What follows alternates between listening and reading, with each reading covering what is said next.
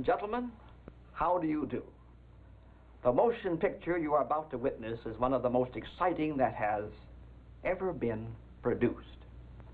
Thrill Killers. I just wanted to make a horror film, a shock film.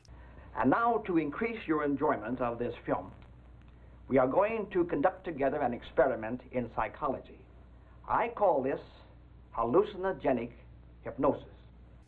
The problem I had with Thrill Killers is I didn't like what I was doing. I didn't want to make a film that crude. So some of those scenes in the old house and all that, those are scenes that, boy, they're scary.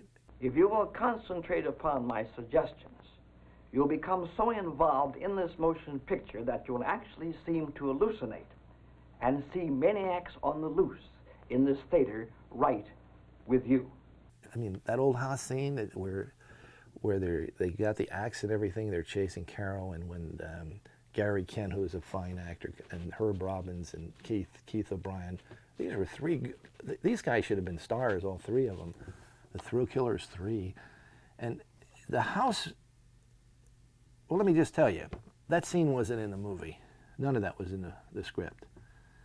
George and I were looking for locations, and we drove down Topanga Canyon, and we're driving by, and I just looked over to my right, and I says, hey, wait, George, stop, turn around.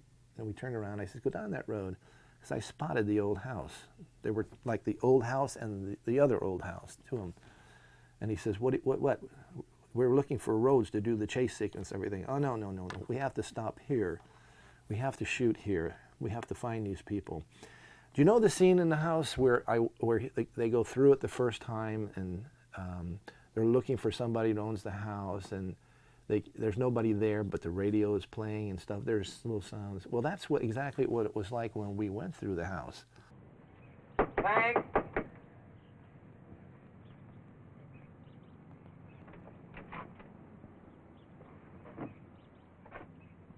Maybe he's around back.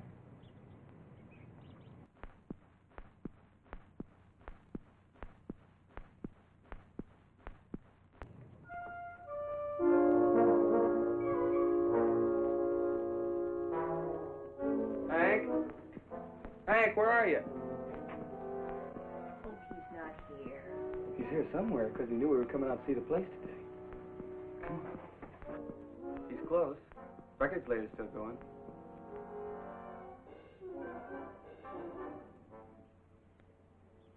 Wait here a second. It was kind of spooky. And I looked and saw the other old house, and we went down to the little old house at the inn. And when we got down there, I climbed in. It was really a wreck. And all of a sudden, somebody says, what are you doing here? And I turn around, and it scared me. Well, from that point, I built the whole sequence with all of them until they walk up the stairs, and there's the head. I mean, but it's the same shock that if you're walking into an old house and you don't know who's there or what's there, and all of a sudden something goes, you jump. And that was it. So I copied my own adventure there and put it together.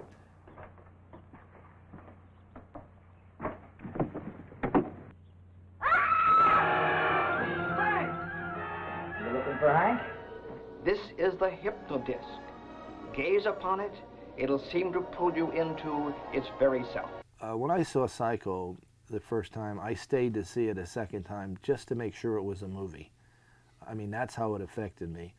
And I don't think I took a shower for 4 or 5 days. And that's the truth. I mean, my whole body and brain were just like involved with this situation. I could not believe a movie could get me like that. And I'm so glad that they allowed people, or they didn't allow people to come in at the halfway point of that movie, because it would have ruined it for everybody. I mean, they stuck to their guns on that. So I would say that maybe Psycho had something to do with it, but I think Psycho had more to do with the creatures than the Thrill Killers, to be perfectly honest. Because, you know, when you think about the no shower, but it was pretty much the same thing. The Thrill Killers, I just wanted to make another movie, and we tried to think of what we could do, and the storyline came together pretty good.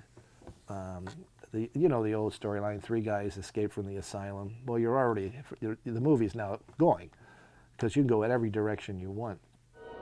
This is the hypnodisc. I wasn't supposed to be in the movie. Cashfly was not supposed to be in the movie. He was never in the original script. The guy played Mort Mad Dog Click, Mort Mad Dog Click, yes. So I just, when I was shooting the movie, I'm saying I'm gonna run out of time. I'm not gonna have a movie, so I have to add some scenes. So I started adding scenes with me, and George would say, "What are you doing?" I said, "Well, I can add scenes with me," and sometimes I ran the camera and ran in front of it and shot the scenes.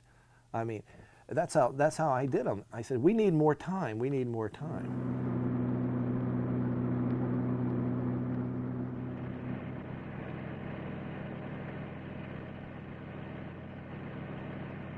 Hi, can I give you a lift?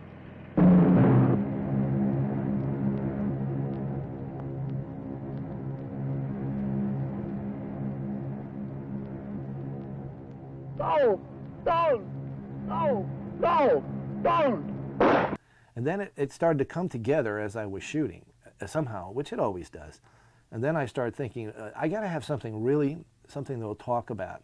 Now, people to this day tell me the scenes in the old house are some of the scariest. And the reason they say that is because I did it in the daytime, not the nighttime with shadows and all that stuff. I did it in the daytime, broad daylight. But that's the way it was when we went through the house, broad daylight. What was scary was the situation. I don't recommend anybody go into an empty house by themselves. And you read all the time about real estate ladies who take clients to look at houses. Bad scene, bad scene. Empty house, weirdo, no way, I just wanted to make a crazy movie and we had to shoot in black and white. So I thought everything would work out if I kept it into a kind of a dark movie in the daytime. And then I got carried away at the end with a horse chase. And they said, "What are you doing?" I says, "I'm playing Federico Fellini now. I can do what I want, That's exactly what I said, because I had seen some of his movies. And so we started to shoot the scene. And when we shot the scene, I wasn't supposed to ride the horse at all. I had a stunt double. He was going to ride the horse. And the stunt double came from the ranch down the street where the Manson family was living. And the horse came from there and everything. Now, we didn't meet any of the Manson family, but he knew everybody. But we didn't know anything about them at that point, okay? And so anyway, he got on, he jumps on the horse, and he made an incredible jump off the hill onto the horse. It was just too good. I says, "Whoa, wait a minute. That's so good." And he rode the horse, and he was so good. And I said, "But that's not me. That's not the character. He steals a horse, but he's not a horseman." And so I paid him off, and I said, "You be the Marlboro Man." He says, "What? You're smoking a cigarette, we shoot you." And you remember the scene where I shoot the cowboy? That's the Marlboro Man. I don't know if you knew that or not. So anyway, I'm shooting the scene. Now I jump on the horse. One take. I said, "I'm only going to do one take because I don't want to ruin my sex life forever if it doesn't work." And I jumped off, and I hit that saddle, and the horse took off. And I've only ever ridden a horse one time before that, back in Pennsylvania, that I really rode a horse. And I never rode a horse that galloped like that up a road. Never did that. And it was a lot of fun, and I was really getting into it. Now, now do you remember Jim Bowie, the black actor that was in Rat Fink and Boo Boo, Benji? Okay, he played the cop in this movie, one of the cops. And he was there on location with us. He also worked on the crew. Almost everybody doubled, all my actors, except the only one that didn't work on the crew is Herb Robbins, because he needed his rest between takes. That's another story. Herb Worm-Eater Robbins, okay? TV Michaels, man. So we're going down Topanga Canyon, this dirt road by the big mountain, and the road is only big enough for one car to go. Now, there's lots of room if a horse is going, of course. But on the right side going down was this jagged mountain, like with all the rocks sticking out. Like, you don't want to touch that with your arm when you're riding a horse. You don't want to do that. And Jim Bowie was waiting way down at the other end at the ranch house where we rented the property from. And he was bored. So he gets in the cop car, and he decides to drive up and see what's happening. So Jim Bowie is coming this way up the road. Now, I'm coming this way on the horse, okay, and I don't see the car yet.